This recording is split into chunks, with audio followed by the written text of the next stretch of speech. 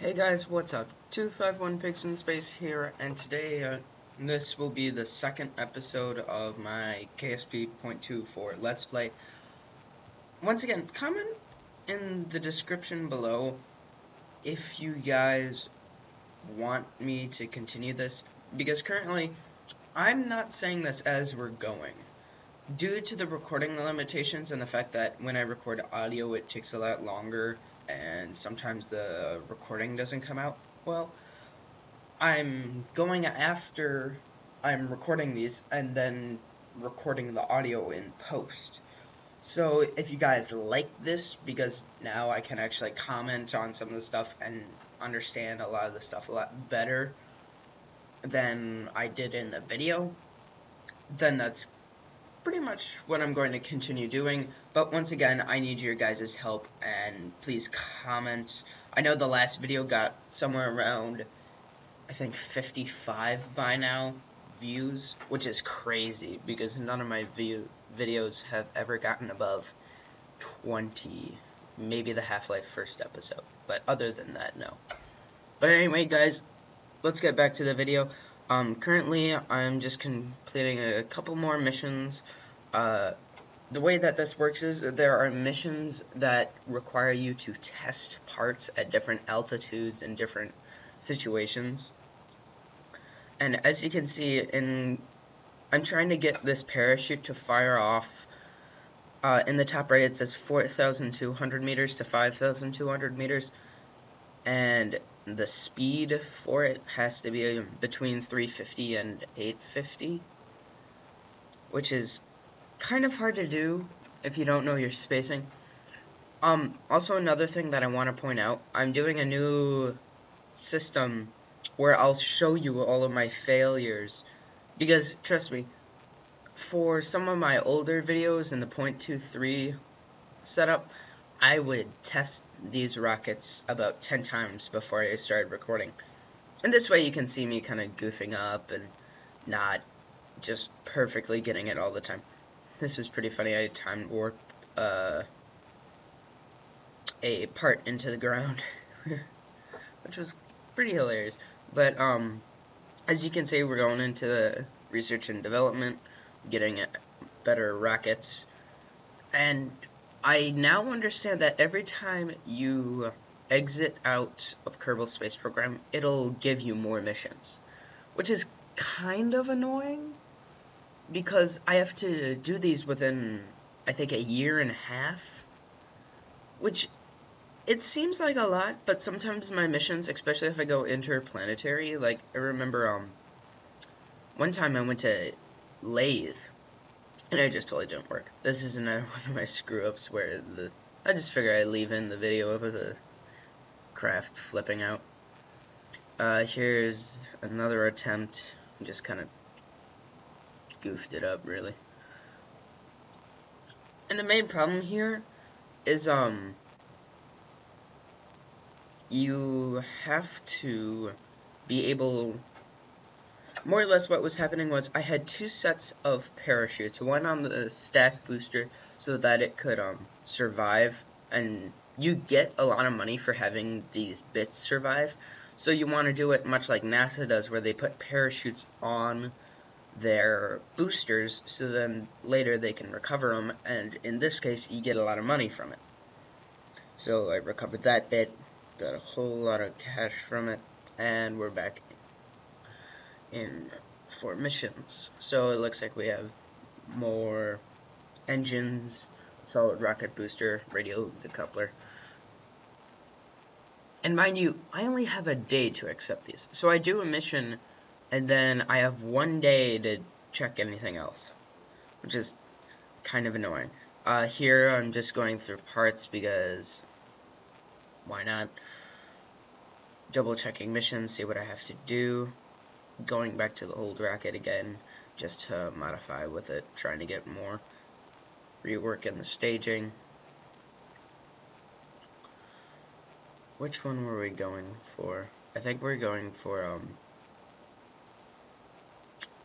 let's see, if it's Piggy 3, then, yeah, we're trying to get the Rocco Max booster along with a couple other engines. So I'm gonna have to build a bigger rocket this time. Ooh, also that little white part that I used, that turns out to be really helpful later on. If you guys have ever played Kerbal Space Program, one of the things that you really want to get early on is the nuclear engines. Now, the nuclear engines, they're interesting to say the least. They require much less fuel to burn, which is very nice when you're considering what you have to work with. And what you wind up with is most of your missions, you're going to want to use the nuclear engines just because of how efficient they are, and for the fact that you're in space and you don't really need to get going that fast. More or less, it's a little tiny weak, it's a weak but very efficient engine, which makes it perfect for interplanetary and maneuvers because you get more bang for your buck, I guess. But anyway, finishing up the staging on this, and I think it's just about time to launch. So let's head out to the launch pad with one of the more basic designs just to get the back, as there was just a mission to fire this thing off and fire off a Sepratron. That's two right there. Might as well just goof around a little. Spin! Oh, by the way, it turns out that these capsules can rotate rather quickly. Like, there is a control on your keypad to maneuver these, and that results in a lot of torque, and if you get it going in space, it just infinitely provides itself. I believe in this one, we're going to use this little tiny one. So, one of the cheapest ways to do this, because it doesn't require an atmosphere, is to just fire it on the launch pad and not even use any fuel. Then, if you go and see what happens when we recover it, we get a lot more of the money back than we did to activate the mission. We got a little bit of science, not a lot. Going back to build another version. Looks like this one's going to be a little bit bigger. Yeah, 3 solid rocket boosters.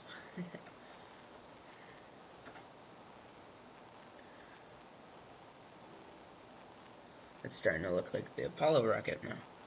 Alright, let's see if this works.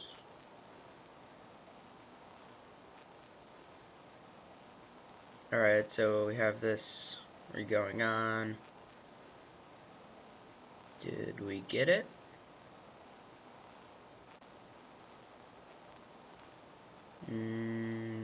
Yes, no? Yeah, I think we got it.